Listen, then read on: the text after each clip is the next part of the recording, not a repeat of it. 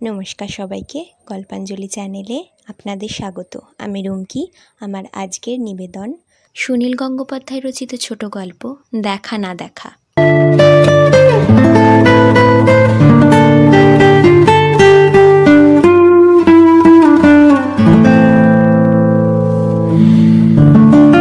কোথাও বেড়াতে গেলে অনেক কিছুই দেখা হয়, কিন্তু একটা কিছু বাকি থেকে যায়। সেই না দেখা একটা কিছুর জন্য মন কেমন করে। শেষ রাতে নেমেছিলাম জলগাঁও স্টেশনে। ভোর পর্যন্ত বাসে সেখানে কাটিয়ে তারপর চলে এলাম ঔরঙ্গাবাদ। আগে থেকে হোটেল ঠিক করা ছিল না। বাসেই কয়েকজনের সঙ্গে আলোচনা করে সস্তা গোছের হোটেলের নাম জেনে নিয়েছিলাম। 2 জায়গা ঘুরে শেষ পর্যন্ত একটা গুজরাটি হোটেলে জায়গা পাওয়া গেল। আর সবই ভালো, শুধু নিরামিষ খেতে হবে। যাকগে, মোটে তো 3টে দিন, তার বেশি আর সময় হাতে নেই। আগামী সোমবার আমাকে বোম্বে পৌঁছতেই হবে, একটা চাকরির ইন্টারভিউয়ের ব্যাপার। মাঝখানে এই ফাঁকে অজন্তা ইলোরা ঘুরে যাওয়া। চা খেয়েই গেলাম বাস ডিপোই। অজন্তা ইলোরা দুদিকে, বেশ দূরে দূরে। ট্যাক্সি নিয়ে যাওয়ার অনেক খরচ। ট্যুরিস্ট বাসেও সেদিন কোনো জায়গা নেই। এর মধ্যেই সব ভর্তি, তবে পরের 2 দিনের টিকিট আছে। সেই টিকিটই কেটে নিয়ে যেই আবার রাস্তায় এসেছি, অমনি রাহুলদার সঙ্গে দেখা। দুজনেই অবাক। রাহুলদা বললেন, তুই? আমি বললাম, আপনি? রাহুলদা আমার কাঁধে একটা প্রচণ্ড চাপড় মেরে বললেন, কবে এসেছিস এখানে? আমাকে খবর দিসনি কেন? আমি কি করে জানবো যে আপনি এখানে থাকেন? তোকে দেবু কিছু বলেনি? দেবু আমার ছোট কাকা, রাহুলদা তাঁর বন্ধু। কাকার বন্ধুকে কাকাই বলা উচিত, কিন্তু রাহুলদাই আমাকে বারণ করে দিয়েছিলেন। বলে দিয়েছিলেন দাদা বলে ডাকতে। উনি কাকা, জ্যাঠা, পিসেমশাই হওয়া একদম পছন্দ করেন না। ওর বয়স এখন 50-এর কাছাকাছি। রাহুলদা ইনকাম ট্যাক্স বিভাগে কাজ করেন। কিছুদিন আগে এখানে ট্রান্সফার হয়ে এসেছেন। কোথায় উঠেছিস? চল আমার ওখানে চল। আমি বললাম, কিন্তু আমি যে হোটেল বুক করে ফেলেছি। কোন হোটেল? চল আমি দেখছি। রাহুলদা হোটেলে গিয়ে ম্যানেজারের সঙ্গে কী সব কথা বললেন। অমনি সব ব্যবস্থা হয়ে গেল। আমাকে আর টাকা দিতে হলো না। একটা গাড়ি ডাকিয়ে সুটকেসটা তুলে রাহুলদা বললেন, আয় আমার সঙ্গে। রাহুলদা কোয়ার্টার্স পেয়েছেন চমৎকার। একতলা একটি বাংলো ধরনের বাড়ি, সামনে পেছনে বাগান, বড় বড় 4খানা ঘর। রাহুলদার বদলির চাকরির জন্য ছেলেমেয়েরা বরাবর হোস্টেলেই থাকে। ছেলে শিবপুরে, মেয়ে শান্তিনিকেতনে। বাড়িতে শুধু স্বামী স্ত্রী থাকবার কথা, কিন্তু আরেকজন আছে, রাহুলদার স্ত্রীর ছোট বোন যশোধরা। মাস 3 হলো সে এখানে এসে আছে। রাহুলদার স্ত্রীর হাঁপানি আছে, মাঝে মাঝে একদম শয্যাশায়ী হয়ে পড়েন। এখন সেই রকম অবস্থা। যশোধরার সঙ্গে আলাপ করিয়ে দিয়েই রাহুলদা বললেন, শোন সুনীল, এর সঙ্গে কিন্তু প্রেম করার চেষ্টা করিস না। এর বিয়ে ঠিক হয়ে আছে, আর 21 দিন পরেই ওর বিয়ে। যশোধরা ভুরু কুঁচকে রাহুলদাকে ছোট্ট বকুনি দিল। রাহুলদার এইরকম আলগা রসিকতা করার অভ্যেস বরাবরই। আমি বললাম, তোমার সাবধান করে দেওয়ার দরকার ছিল না। তোমার সুন্দরী শালিকা, তার সঙ্গে আমি কি প্রেম করার সাহস দেখাতে পারি তুমি থাকতে? রাহুলদা হা হা করে হেসে উঠলেন। বৌদি এসে একটা বেতের চেয়ারে বসেছেন বারান্দায়, তার সামনেই বললেন, সত্যি নিজের বউ অসুস্থ, শয্যাশায়ী, এই সময় সুন্দরী শালিকার সঙ্গে প্রেম করাই উচিত ছিল আমার। ঠিক গল্পে এরকম হয়। রবীন্দ্রনাথের কি একটা উপন্যাস আছে না এরকম? বৌদি ক্ষীণভাবে হেসে বললেন, তা একটু করে নিলেই পারতে, খুকু আপত্তি করতো না। রাহুলদা বললেন, করতাম, কিন্তু মুশকিল কি হলো জানো? ওই যে বিয়ে ঠিক করে ফেললো। কুমারী মেয়ের সঙ্গেও প্রেম করা যায়, বিবাহিতা মেয়ের সঙ্গেও প্রেম করা যায়, কিন্তু যে মেয়ের আর মাসখানেকের মধ্যেই বিয়ে হবে, নিজেই সে বিয়ে ঠিক করেছে, সে মেয়ের সঙ্গে প্রেম করতে নেই, সেটা আনএথিক্যাল। যশোধরা বলল, রাহুলদা, আপনারা বুঝি কোনো মেয়ে দেখলেই প্রেমে পড়ে যাওয়ার কথা ভাবেন? সেই মেয়েটি রাজি হবে কি না সে কথা ভাবেন না? প্রেমে পড়া ছাড়া আর বুঝি কোনো কাজ নেই মেয়েদের? রাহুলদা বললেন, যতই কাজ থাক, তা বলে কি প্রেমটা বাদ দিলে চলে? এই যে সুনীলদাকে দেখছো, এই যে কত মেয়ের সঙ্গে। আমি বললাম, রাহুলদা, তুমি ভুলে যাচ্ছ আমি বেকার। বেকারকে কোনো মেয়েই পাত্তা দেয় না। বেশ কিছুক্ষণ আড্ডা জমানো গেল। আমি মাত্র 3 দিন থাকবো জেনে ওরা সবাই বেশ আফসোস করতে লাগলেন। রাহুলদা বললেন, তুই যদি আর কয়েকদিন আগে আসতিস, আমার অফিসের গাড়িতে আমি যশোধারাকে অজন্তা আর ইলোরা সব ঘুরিয়ে দেখালাম, তখন এলে একসঙ্গে হয়ে যেত। আমি বললাম, তাতে কোনো ক্ষতি নেই, আমি ট্যুরিস্ট বাসের টিকিট কেটে এসেছি। রাহুলদা বললেন, অবশ্য ওরা ভালোই দেখায়, অনেকটা সময় দেয়, 2 জায়গা ঘুরতে তোর 2 দিন পুরো লেগে যাবে। যশোধারা জিজ্ঞেস করল, আপনি ঔরঙ্গাবাদ কেভস দেখতে যাবেন না? আমি অবাক হয়ে বললাম, এখানেও কেভস আছে নাকি? জানতাম না তো। রাহুলদা বললেন, এখান থেকে খুব কাছেই 5-7 মাইল দূরে পাহাড়ের ওপর কেভস আছে, অজন্তার মতোই, তার দেওয়ালে ছবি আঁকা, অনেকেই এর খবর জানে না। যশোধারা বলল, খুব সুন্দর, কিন্তু কয়েকটা ছবি আমার খুব ভালো লেগেছে, বিশেষ করে সেই নর্তকী। রাহুলদা বললেন, ঔরঙ্গাবাদের কেভস আমরা আজ বিকালেই সুনীলকে দেখিয়ে আনতে পারি, 1 ঘন্টা 2 লাগবে। আমি অফিস থেকে একটু তাড়াতাড়ি চলে আসব। সেই রকমই ঠিক হয়ে রইল। রাহুলদা অফিসে চলে গেলেন। আমি খেয়ে দিয়ে একটা ঘুম দিলাম। 4টের সময় রাহুলদা অফিস থেকে গাড়ি এলো, কিন্তু রাহুলদা এলেন না। ড্রাইভারের হাতে 2খানা চিঠি, একটা আমার জন্য, একটা যশোধারার। আমার চিঠিতে রাহুলদা লিখেছেন, উনি অফিস থেকে তাড়াতাড়ি ফিরতে পারছেন না, বোম্বে থেকে কয়েকজন অফিসার এসেছেন, তাই একটু বেশিক্ষণ থাকতে হবে, ফিরতে ফিরতে 6টা হয়ে যাবে।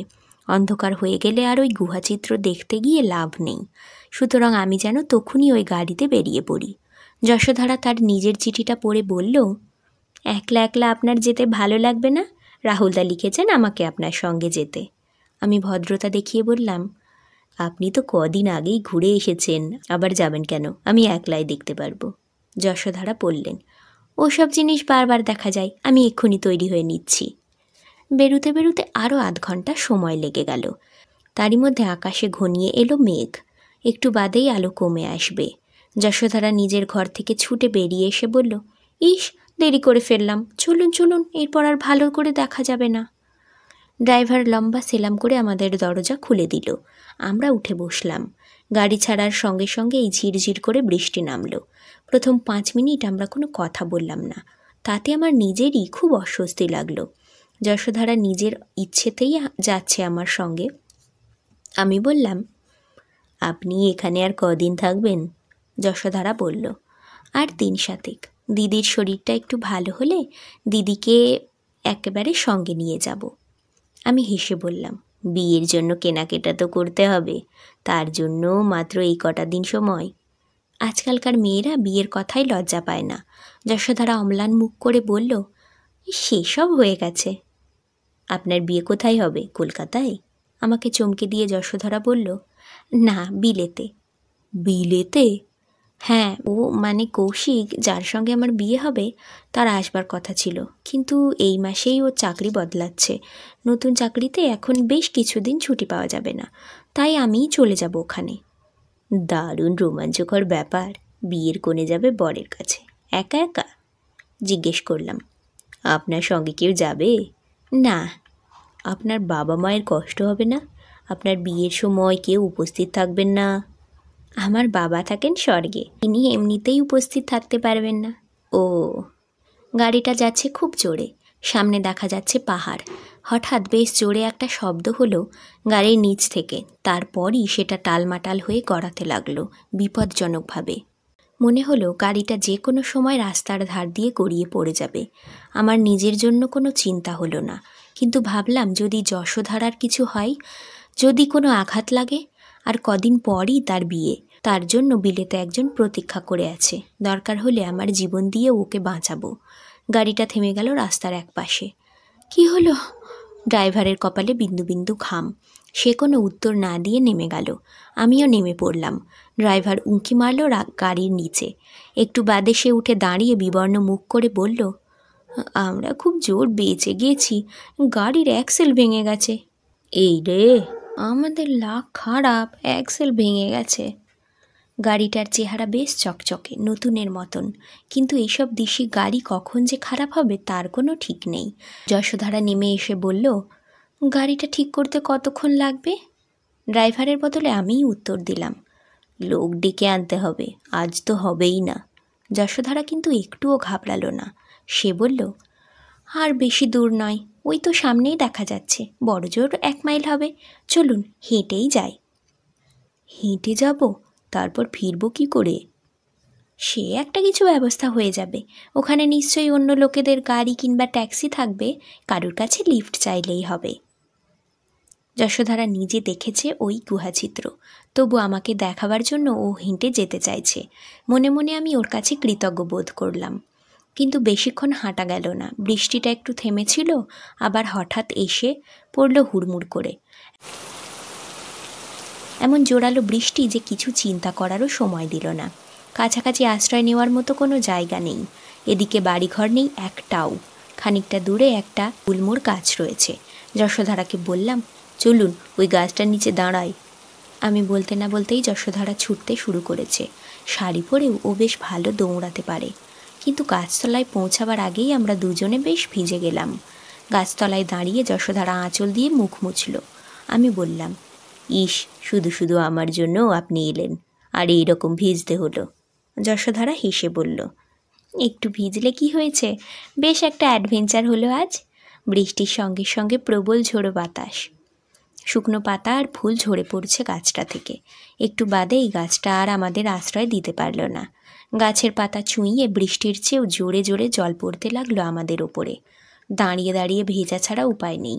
আমরা আমাদের গাড়িতে ফিরে গিয়ে আশ্রয় নিতে পারতাম, কিন্তু গাড়িটা থেকে প্রায় 1/2 মাইল দূরে চলে এসেছি। ঝড় বৃষ্টির মধ্যে এতখানি রাস্তা হেঁটে যাওয়া সহজ নয়। 1/2 ঘন্টার মধ্যেও বৃষ্টি থামল না একটুও। দুজনেই ভিজে চুপচুপে। যশোধারা একটুও ঘাবড়ায়নি। সে বেশ হাসি মুখেই বলল, আপনার আর ঔরঙ্গাবাদ কেভস দেখা হলো না, এরপর একদম অন্ধকার হয়ে যাবে। ভিজে শাড়িতে যশোধারার সুন্দর শরীরের প্রতিটি রেখা স্পষ্ট হয়ে উঠেছে। তাকে দেখাচ্ছে কোনো শিল্পীর গড়া মূর্তির মতন, কিংবা হেমেন মজুমদারের আঁকা ছবি। আমি 2-1 গোপনে ওর দিকে তাকাতে লাগলাম। ঠিক গল্পের মতন রোম্যান্টিক পরিবেশ। ফাঁকা রাস্তায় একটিমাত্র গাছের তলায় দাঁড়িয়ে আছি আমরা দুজনে। বৃষ্টিতে ভিজছি, একটু একটু শীত করছে। এই সময় যশোধারার গলা জড়িয়ে ধরে, না না, 21 দিন পরে যে মেয়ের বিয়ে হবে তার সঙ্গে প্রেম করতে নেই, শাস্ত্রে নিষেধ আছে। কিন্তু তার দিকে মাঝে মাঝে তাকানোও কি অপরাধ? সুন্দর কোনো দৃশ্য দেখায় তো কোনো পাপ নেই। তাই যশোধারাকে আমি চোখ ভরে দেখতে লাগলাম। খানিকটা পরে উল্টো দিকের রাস্তা দিয়ে পরপর 2টো গাড়ি এলো। আমরা রাস্তার মধ্যে দাঁড়িয়ে হাত নেড়ে ওদের থামতে বললাম। যশোধারা একটা গাড়ির একেবারে সামনে এগিয়ে গেল। 2টো গাড়িতেই লোক ভর্তি ছিল, তবু কোনো রকমে জায়গা হয়ে গেল। আমরা গাড়িতে উঠবার পর একজন লোক ইংরাজিতে বলল, আপনার স্ত্রী গাড়িটার দিকে এমন বিপজ্জনকভাবে ছুটে আসছিলেন, বৃষ্টির সময় একটা অ্যাক্সিডেন্ট হয়ে যেতে পারত। যশোধারাও শুনেছে কথাটা। সে মুচকি হাসল। আমি আর প্রতিবাদ করবার প্রয়োজন বোধ করলাম না। এর পরের 2 দিন আর একটুও সময় পেলাম না আমি। অজন্তা ইলোরা দেখায় কেটে গেল। তারপর রাত্রিরের বাসে চেপে বম্বে। ঔরঙ্গাবাদ কেভস আর দেখা হয়নি। কিছুদিন আগে একটি ইতিহাসের বইতে ছবি দেখেছিলাম, সেই কেভসের বিখ্যাত সেই নর্তকী। আমার দীর্ঘশ্বাস পড়ল। অত কাছে গিয়েও দেখা হয়নি। আর কি কোনো দিন দেখা হবে? ঔরঙ্গাবাদ কেভসের নর্তকীকে আমি দেখিনি, তার বদলে দেখেছিলাম এক জীবন্ত ছবি। সেই গুলমোড় গাছের নিচে বৃষ্টির মধ্যে যশোধারা সুঠাম শরীর, হাসিতে উজ্জ্বল মুখ। যশোধারা এখন বিলেতে, তার সঙ্গে হয়তো জীবনে আর কখনো দেখা হবে না, কিন্তু তার বৃষ্টি ভেজা ছবিটা বহুদিন বাঁধানো থাকবে আমার বুকের মধ্যে।